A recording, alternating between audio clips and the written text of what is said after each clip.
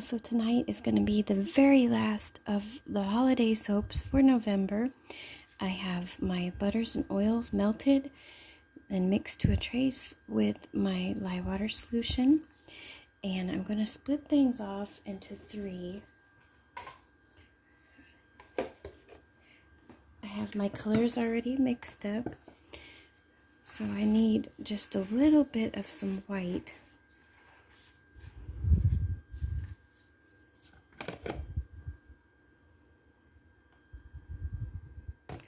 Probably not much at all. That should be good. And then a little bit of some green.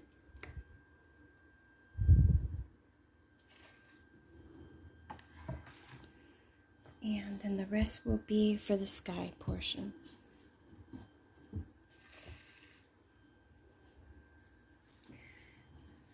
Okay. So first off, we put in the essential oils, which are eucalyptus and grapefruit, which I thought would be perfect for, this is kind of like my camping soap. But I'm adding the grapefruit as a nod to Christmas time. Back a long time ago, kids and grown-ups alike couldn't wait to get oranges and grapefruits in their stockings, which would sound so peculiar to us now, but to them, that was a really great gift because citrus fruits were rare and they kept you really healthy through the winter time. When you're locked into a snowy, blizzardy cabin all winter long, I'm sure a grapefruit or an orange is a welcome treat. So I'm going to stir up this white.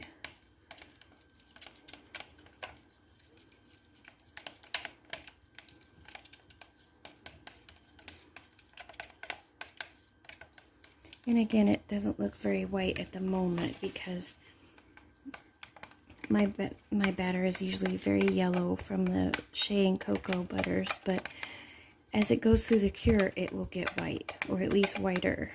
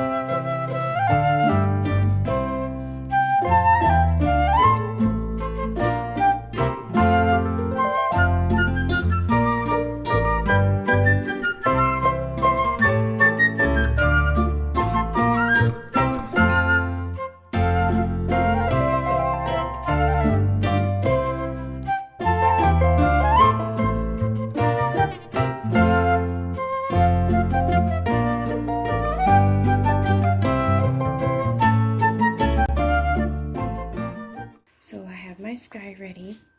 Now next, I have these uncolored soap crumbs that I'm going to pour in here. I'll start off small because I don't know how much I'm going to need. I don't want a whole lot. Stir those in first and see where we're at.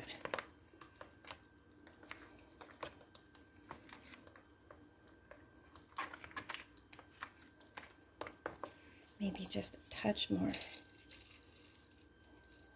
Okay.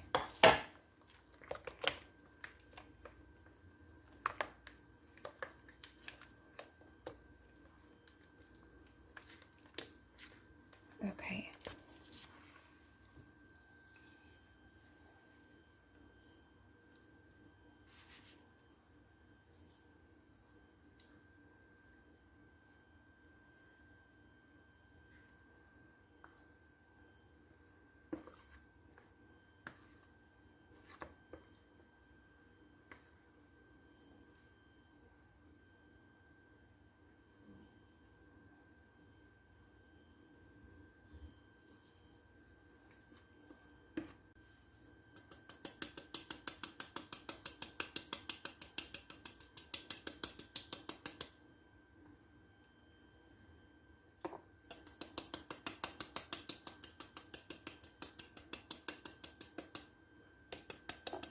And this is arrowroot powder that I'm putting through a fine colander.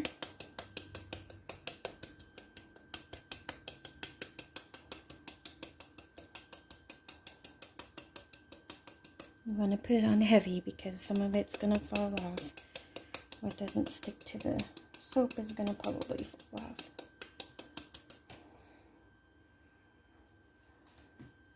So I'm sure you're wondering, as am I, what it's going to look like in the morning. Looked kind of gross there for a while, quite honestly. But hopefully my vision will come to light in the morning and I'll describe what I was thinking.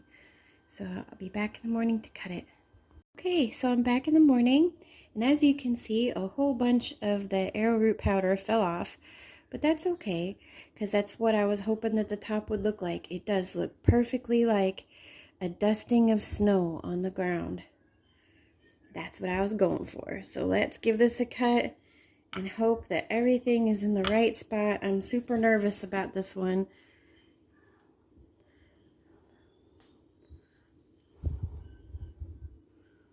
Moment of truth. It smells really good. Eucalyptus and grapefruit is a great combination. Yay! Oh, that's awesome! So I got the snowflakes in the sky on like a kind of grayish morning or evening. The green ground, the little flecks of it on there too. The light layer of white over the roof and on the ground. So this is like the first snow of the season. There's nothing quite as magical as the first snow of the season, I think, anyway. Oh, that's just awesome. Yay! Oh, so they're not done yet, so I'm going to get to cutting all of them here and then show you the very last part, because like I said, this is kind of like a remake of my camping, only that if you camp in the winter, definitely can't camp in a tent. Too cold, so you have to rent a cabin. Oh, that's so cute. And you can actually see the slight line and difference between the roof and the bottom of the cabin. So my inspiration, besides it being a remake, a different design of camping, is that, which I always do eucalyptus, is that I was thinking about Bob Ross and his paintings. And some of my favorite ones were always, oh wow, look at all the snow in that one. Oh, that's awesome. Sorry, I'll stop saying awesome. I'm so excited that this turned out right. Anyway, I started watching Bob Ross really, really young. I'm 43. I'll be 44 in March. And long before most people had even heard of him, My parents were always huge fans of PBS. We watched PBS pretty much all the time. We didn't have cable for quite a bit when I was little, and we watched it all day. I watched Mr. Rogers, which was also one of my heroes, and I just loved watching that every day. Sesame Street, Reading Rainbow, all of those things like that. And my parents liked to watch it on Saturday and Sunday mornings for all the gardening and the cooking shows. And Bob was just something that we just discovered because we watched PBS so much. So I remember watching him as young as like 6 and 7 years old. And he's always been another one of my heroes as far as like staying calm, connecting to nature. He was ASMR before there was ever ASMR. And my favorite of his paintings always, I liked the seaside ones and I loved the trees, of course. But my favorite ones were always the snowy ones and the ones with the little cabin in the mountains or the woods. And I would always make up stories and imagine things when I would see those cabins. So that is another huge inspiration for this soap. He always painted those cabins so real.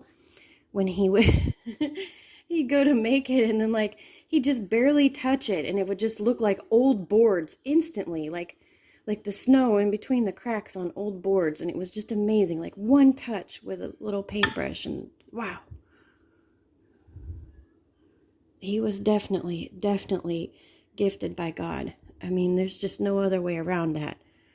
What he could do was just extraordinary. And I know he taught it to others, and I know lots of other people can do his technique, but he was like the whole package. Oh, I'm just so happy. These turned out so good. And they are almost done. Like I said, not quite. The last one here. So there'll be two good sample pieces. All right, I'll get to the next part.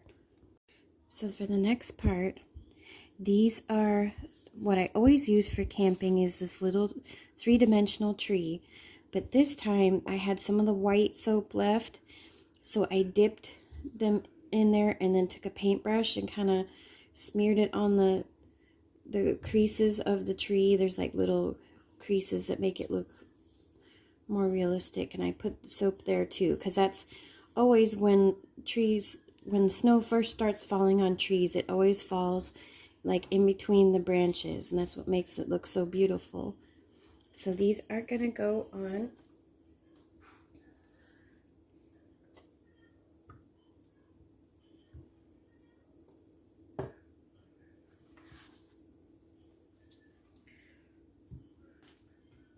Okay.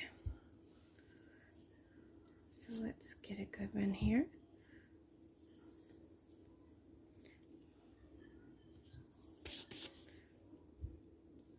And I have on gloves too, so I don't leave fingerprints. I have some soap dough that's from the actual background, the sky of the soap. I'm gonna work it here in my hands and get it kind of spread out to put on the back a little bit. These are still, all pretty fresh, so it shouldn't take too much to make them stick. But when it's something this big like this, I like to use soap dough. So I also have the soapy glue, which is the background of the soap too, soap dough mixed with really hot distilled water and a paintbrush. And then just kind of get the back where you put the soap dough all wet. As wet as you can before it drips off. And don't want to mess up the snow on there. See that? There we go. Oh, I'm just so happy. These turned out better than I even hoped. I was kind of nervous going to bed last night and couldn't wait to see in the morning. So this is the very last of all the holiday soaps. They will all be ready, and with 2 really special bath bombs and gift sets as well on November 19th, the full moon on November 19th. Shop links are listed below. Thank you so much for watching. If you are interested, I make naturally colored soaps and bath treats and everything, and I make new designs every month. So I would love it so much if you would subscribe and check out some of my other videos. Take care. Happy holidays.